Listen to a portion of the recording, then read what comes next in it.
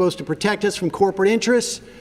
They will externalize their costs, those corporations, instead of actually assuming themselves. So their profits are made on the backs of all of us, whether it's our health, our protection from consumer rights, worker rights. His anti-union policies will make us poorer. So real quick, I'm going to touch on one of the things that you said. Now, there was a lot to unpack there, but there's a lot of policies. We'll start at the very beginning. You talked about taxes. Let's talk about, in his first term, the Tax Cut and Jobs Act of 2017.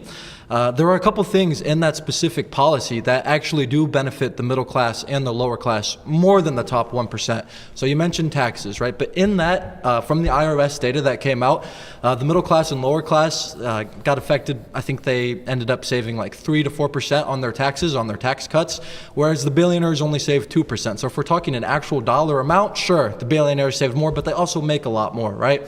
Also, the billionaires don't really care about an extra grand or two. In that specific policy, the child tax credit doubled from $1,000 per household to $2,000.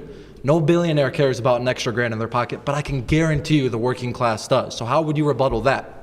I would say, in terms of the taxes themselves, well, the policies that Trump wants to pursue this time are to expand those taxes for wealthy folks.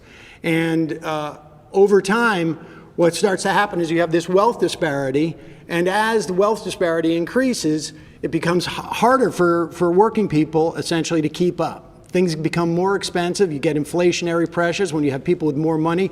We have more and more billionaires than we did 4 years ago. And a large part of that was obviously COVID, but a large part of it is also money starts to accelerate. Once you, like you say, when a millionaire gets a tax cut for a couple of grand or 60 grand or $500,000 at the end of the day, they end up investing that in